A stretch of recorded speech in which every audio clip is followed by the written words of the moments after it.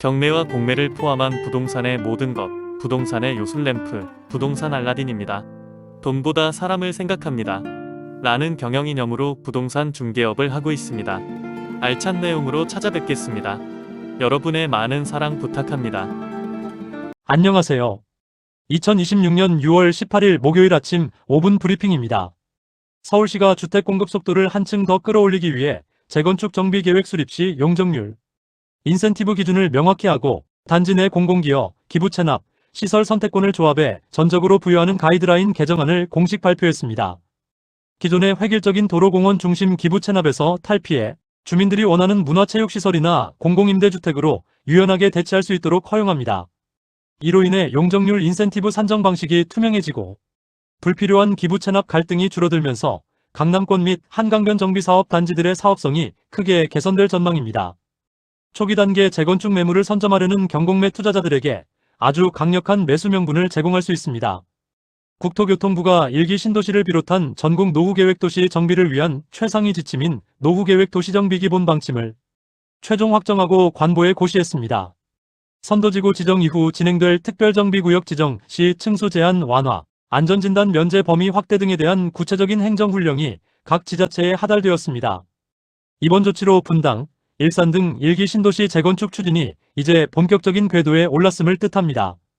다만 이주 대책 마련 여부에 따라 구역별 속도 차이가 극명하게 갈릴 것입니다. 선도지구 주변의 이주 수요를 흡수할 수 있는 인근 대체 주거지인 빌라, 단독주택의 선점 전략을 구상하기 좋은 타이밍입니다. 금융감독원, 인터넷 전문은행에 대해 주택담보대출 한도 및 거치기간 규제 합동 점검 관련 소식입니다.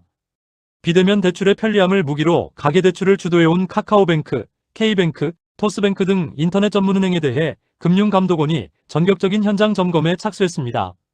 시중은행 수준으로 DSR 산정 기준을 엄격하게 적용하고 중도 상환 수수료 면제를 악용한 단기 갈아타기 대출 행태에 제동을 걸 방침입니다.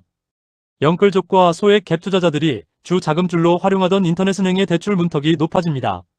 자금 조달력이 약한 매수 대기자들의 이탈이 예상되므로 매수인의 자금 조달 계획서를 그 어느 때보다 철저히 검증해야 계약 파기 리스크를 방어할 수 있습니다. 전세 가계대출 규모가 다시 고개를 들자 주요 시중은행들이 전세자금 대출을 신청하는 차주의 소득 증빙 및 DSR 우회 여부를 현미경 검증하기로 했습니다.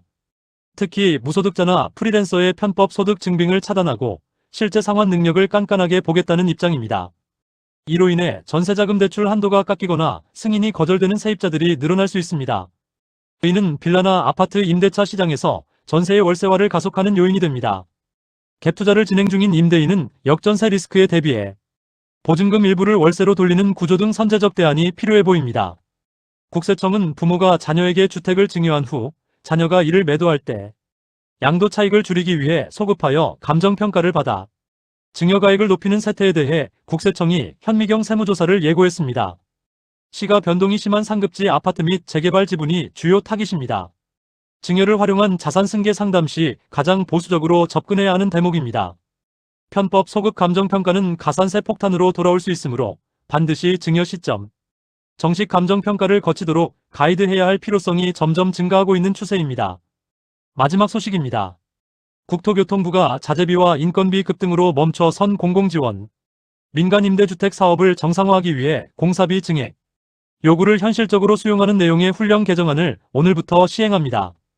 물가 변동에 따른 공사비 조정 범위를 명확히 하여 시공사들의 중도 포기를 막겠다는 취지입니다. 정부가 민간 건설사들의 숨통을 틔워주기 위해 움직이기 시작하였고 이는 향후 일반 민간 정비 사업장에도 공사비 갈등을 조율하는 표준 가이드라인으로 작용할 가능성이 큽니다. 건설 경기 회복 흐름과 정비 사업 속도 개선 여부를 예의주시해야 합니다. 오늘 소식은 여기까지입니다. 감사합니다.